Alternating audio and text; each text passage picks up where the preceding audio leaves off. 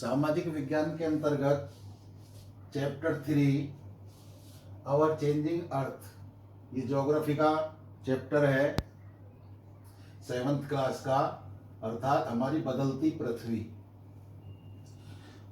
पृथ्वी किस प्रकार बदलती है, इसके बारे में हम इस चैप्टर के अंतर्गत पढ़ेंगे। पृथ्वी पर जो परिवर्तन होते हैं वो दो प्रक्रियाओं के माध्यम से होते हैं। एक पृथ्वी के अंदर प्रक्रिया जन्म लेती है जिसे इंडोजेनिक फोर्स कहते हैं, और एक धरातल पर शक्ति जन्म लेती है जिसे एक्सोजेनिक यानी कि बाह्य या बहिर्जनित बल कहते हैं। अब पहले पृथ्वी का जो स्थलीय भाग है, स्थल मंडल है, जो कठोर चट्टानों से बना हुआ है, उसे हम स्थल मंडल कहते हैं। अब इस स्थल मंडल में जो परिवर्तन हो रहे हैं वे परिवर्तन प्लस जो पूरी पृथ्वी ही परिवर्तित हो रही है वो परिवर्तन शामिल इस चैप्टर के अंतर्गत हैं, जिन्हें अब समझाने का प्रयास कर रहा हूं। जैसे सबसे पहले आया स्थल मंडल। स्थल मंडल पृथ्वी का वह कठोर भाग जो जल से उठा हुआ और कठोर चट्टानों से बना हुआ है, उसे हम स्थल मंडल कहते हैं। अब स्थल मंडल अनेक प्लेटों में विभाजित है, जिन्हें स्थल मंडलीय प्लेट कहते हैं। ये प्लेट हमेशा धीमी गति से चारों तरफ घूमती रहती हैं। प्रत्येक वर्ष केवल कुछ मिलीमीटर के लगभग पृथ्वी के अंदर पिघले हुए मैग्मा में होने वाली गति के कारण ऐसा होता है। पृथ्वी के अंदर गत पिघला हुआ मैग्मा एक वृत्तीय रूप में घूमता रहता है। इसके घूमने के कारण प्लेट की जो प्लेट है जिस पर स्थल मंडल टिका हुआ है वे धीरे धीरे थोड़ी सी परिवर्तित होती रहती हैं। पृथ्वी की गति को उन बलों के आधार पर विभाजित किया जाता है जिनके कारण ये गतियां उत्पन्न होती हैं। जो बल पृथ्वी के आंतरिक भाग में कार्य करता है उसे कहते हैं इंडोजेनिक फोर्स अर्थात अंतर्जनित बल, और जो पृथ्वी के ऊपर कार्य करता है उसे कहते हैं बहिर्जनित बल। ये दोनों बल, दोनों ही प्रक्रिया स्थल को परिवर्तित करने वाली होती हैं, जैसा कि अब एक चार्ट के माध्यम से आपको मैं समझाने का प्रयास कर रहा हूं। अंतर्जनित बल क्या होते हैं? जैसे सडन फोर्सेस, आकस्मिक बल, जिनकी हमें पता नहीं होती कि पृथ्वी के अंदर ये कब कौन सी घटना घटित कर दें। ऐसे ही इसमें दो प्रकार के हैं अंतर्जनित बल, जैसे डेस्ट्रोइफिक फोर्स यानी कि पटल विरूपण बल, और सडन फोर्सेस आकस्मिक बल। आकस्मिक बल के अंतर्गत वे चीजें आती हैं जैसे ज्वालामुखी है, भूकंप है, भूस्खलन है, अर्थात लैंडस्लाइड्स, अर्थक्वेक, वोल्केनो, ये आते हैं हमारे सडन फोर्सेस के अंतर्गत। उसके बाद में पटल विरूपण बल जो होता है इसके अंतर्गत आता है बिल्डिंग माउंटेन्स यानी कि पर्वत निर्माणकारी शक्ति। पर्वत निर्माणकारी शक्ति आपने 6th क्लास में पढ़ी है। ये क्या होती हैं? जैसे पृथ्वी की जो आंतरिक प्रक्रियाएं होती हैं जिसे हम इंडोजेनिक फोर्स कहते हैं, उसके द्वारा हमें पता नहीं चलती, कभी कहीं पृथ्वी बलित बलन के रूप में यानी कि वलित पर्वतों का निर्माण करती है। इसमें क्या होता है कि संपीड़न दोनों प्रकार से पृथ्वी पर बल लगता है। एक प्लेट पर तो वो ऊंची नीची हो जाती है और एक पर्वत का निर्माण कर देती है। इसी प्रकार भ्रंश, जिसे हम फाल्टिंग कहते हैं, वलन को फोल्डिंग कहते हैं, भ्रंश को फाल्टिंग कहते हैं। इसमें फाल्टिंग में क्या होता है, किसी कारणवश पृथ्वी के धरातल का कोई हिस्सा टूटकर नीचे चला जाता है और कुछ बड़ा सीधा खड़ा रहता है, तो वहां पर पर्वत निर्माण हो जाता है। और तीसरी प्रक्रिया ज्वालामुखी के द्वारा पर्वत निर्माण की होती है, जिससे पर्वतों का निर्माण हो जाता है। अब दूसरा है बहिर्जनित बल। इसमें क्या होता है? वेदरिंग, जिसे हम कहते हैं अपक्षय। अपक्षय मीन्स टूटना या झड़ना। दूसरा आया अपर्दन। अपर्दन, अपर्दन एक प्रक्रिया होती है जिसके अंतर्गत टूटी हुई वस्तु को परिवहन यानी कि अपने साथ बहाकर दूसरे स्थान पर ले जाया जाता है। इस प्रक्रिया को अपर्दन कहते हैं। तीसरी चीज आई निक्षेपण, डिपोजिशन नल, यानी कि कहीं ये जो वेदरिंग है, अपक्षय है, अपर्दन के द्वारा, परिवहन के द्वारा ये चलता है और कहीं जाकर ये जमा होता है, जिसे हम निक्षेपण कहते हैं। अब इसकी जो बाह्य प्रक्रियाएं हैं, इसके अंतर्गत ये चार क्रियाएं, चार शक्तियां काम करती हैं। जैसे रिवर है, रिवर का मतलब है बहता हुआ जल। विंड है, वायु का प्रवाहित रूप। और सी वेव्स, जो निरंतर तरंगें समुद्री क्षेत्र में चलती रहती हैं वो। और ग्लेशियर, हिमनद या हिमानी, इनके द्वारा ये बाह्य प्रक्रिया है। बेटा एक चीज अच्छी प्रकार से आप समझें कि ये जो इंडोजेनिक फोर्सेस होती हैं ये हमेशा धरातल को ऊंचा नीचा करती हैं, और जो बाह्य प्रक्रिया होती है, बहिर्जनित बल होते हैं, ये हमारे धरातल को समतलन का कार्य करते हैं। जैसे मान लिया रिवर पर्वतों से चलती है तो वो अपने साथ वहां की मिट्टियां, पत्थर, गाद इत्यादि ऊंचे स्थानों को लेकर नीचे स्थानों पर जमा करती है, तो लेवलिंग का कार्य, समतलन का कार्य करती है।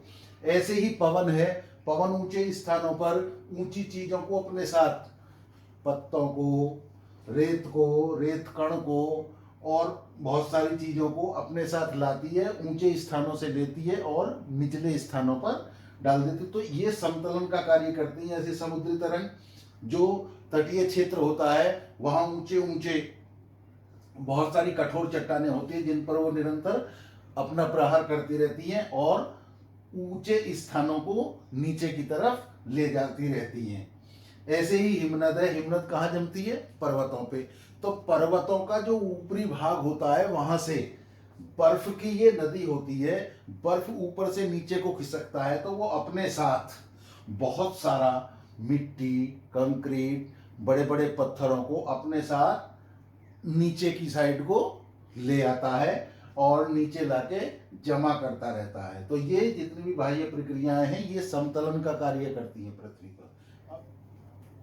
ये आपने बहिर्जनित बल के बारे में समझा। अब अंतर्जनित बल, इंडोजेनिक फोर्स क्या होती है? जैसे कि ये आकस्मिक बल है, इसमें ज्वालामुखी क्या होती है?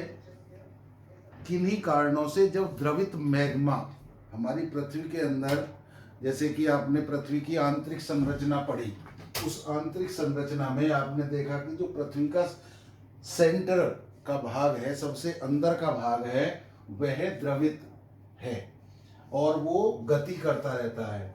तो वो जो द्रवित मैग्मा है वो पृथ्वी के उन स्थानों को देखता रहता है जहां पर मुलायम चट्टानें हों। और जैसे कि आपने देखा है कि वाष्प इंजन जो होता है कि पानी को गर्म करता है, तो वाष्प में इतनी शक्ति होती है वो ऊपर के ढक्कन को, कुकर की सीटी तक को उठा देता है और वाष्प निकलनी प्रारंभ होती है। तो ऐसे ही ये गर्म रूप जो होता है, वाष्पीकरण होता है, ये भी हमारे भूपटल पर उन स्थानों को देखती रहती है जहां पर वो कमजोर होती है, वहां अचानक बहुत तेजी के साथ में अपने साथ अंदर का जो मलबा है जो उसने गला रखा है उसको एक साथ निकालती है एक छिद्र के माध्यम से, उसे हम ज्वालामुखी कहते हैं। तो ज्वालामुखी जब विस्फोट होता है तो पृथ्वी हिलती है, इस हिलने को ही भूकंप कहते हैं। अब भूकंप जब आता है तो पृथ्वी हिलती है, अब पृथ्वी के कंपन को ही हम भूकंप कहते हैं। इसकी भी तीव्रता है, ये भी 3 प्रकार से मापी जाती है, इसकी भी अलग अलग किरणें हैं। जैसा कि आप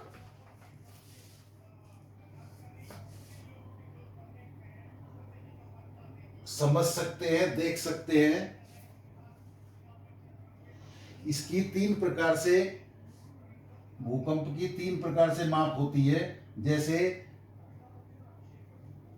पी तरंगे होती हैं, एस तरंगे होती हैं और एल तरंगे होती हैं। ये स्थल मंडलीय प्लेटों के गति करने पर पृथ्वी की सतह पर कंपन होता है। यह कंपन पृथ्वी के चारों ओर गति कर सकता है। इस कंपन को हम क्या कहते हैं? भूकंप, भूकंप कहते हैं। उसके बाद आता है भूस्खलन। भूस्खलन पर्वतीय क्षेत्रों में या समुद्री क्षेत्रों में भी होता है। इसमें क्या होता है कि ऊपर की चट्टान नीचे को धसकती है या सरकती है या गिरती है, जिससे कि हमारी जो ऊपर के खेत खलियान हैं या बस्ती हैं उनको बहुत नुकसान होता है। और नीचे जहां वो मलबा आकर गिरता है, यदि वहां कोई फसल किए हुए खेत बने हुए हैं या लोग रह रहे हैं तो उनका भी नुकसान होता है। ये पर्वतीय क्षेत्रों पर होता है। प्राय ये वर्षा ऋतु के में होता है और जब ज्वालामुखी विस्फोट या भूकंप आने पर इस प्रकार की प्रक्रियाएं संपन्न होती हैं। ये आया मेजर लैंड फॉर्म। तो ये तीनों चीज अभी मैंने समझाई, वेदरिंग, इरोजन और डिपोजिशन। ये सारी चीजें कुछ ना कुछ पृथ्वी पर परिवर्तन करती हैं और अपनी अपनी स्थल आकृतियों का निर्माण करती हैं। कैसे करती हैं? जैसे अब इसके अंतर्गत मुख्य स्थलाकृति क्या है? जैसे कहीं पर्वत है, कहीं घाटी है, कहीं झील है। ये सब क्या है? ये सब हमारी बदलती पृथ्वी के ही रूप हैं, नई नई स्थलाकृतियों के रूप हैं। इन्हीं को हम विभिन्न बलों के द्वारा समझा सकते हैं, समझ सकते हैं। कैसे? जैसे नदी के कार्य हैं। नदी के द्वारा क्या होता है? जैसे झरना बनता है, पर्वतों से ऊंचे स्थानों पर जब कठोर चट्टान आ जाती हैं और उसके नीचे मुलायम चट्टान आ जाती हैं, तो कठोर चट्टान इतनी जल्दी बहती नहीं है, वो गलती नहीं है, तो वो कठोर चट्टान ऊपर रुकी रहती है और नीचे की जो उसकी मुलायम चट्टानें होती हैं पृथ्वी की, तो वहां से नदी का जल एक झरने के रूप में गिरने लगता है, जिसे झरना या वाटरफॉल कहते हैं हम। दूसरा, विसर्प। जब मैदानी क्षेत्र में आ जाती है नदी तो वो टेढ़े मेढ़े रास्ते से चलती है, जिसे विसर्प, इसमें मोड़ पड़ जाते हैं। ये आप एक चित्र के माध्यम से भी अच्छी प्रकार से समझ सकते हैं कि नदी के कार्य चित्र के माध्यम से हम कैसे समझें। जब ये विसर्प इतने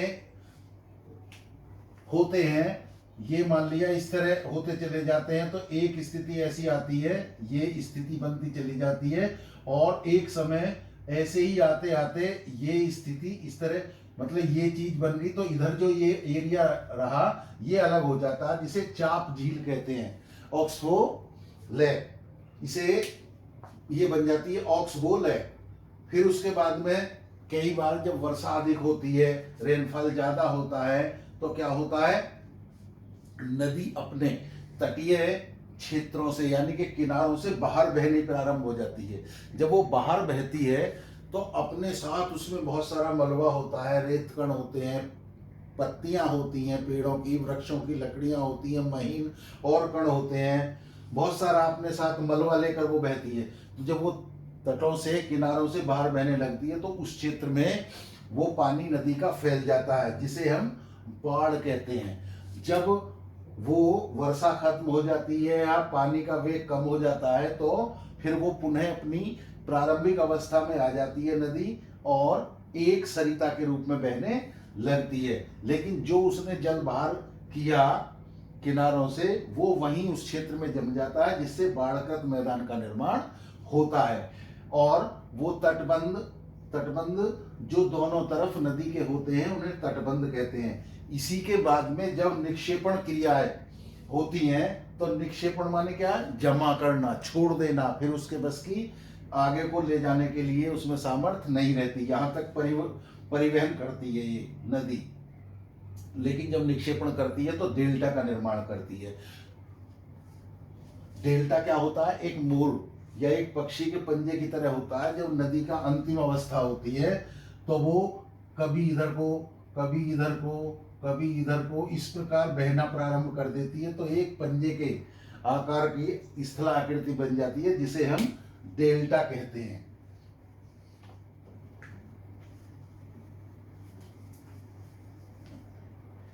उसके बाद आया समुद्री तरंग के कार्य।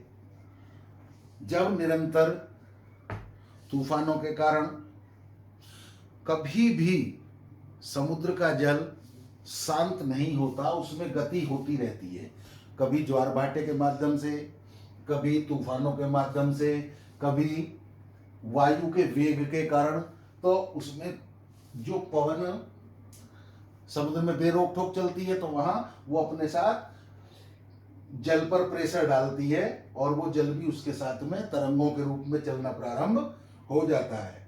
अब ये तरंग जब किनारे पर टकराती हैं तो वहां की कठोर सेल को या मुलायम सेल को अपने साथ निरंतर अपने प्रहार से काटती रहती है।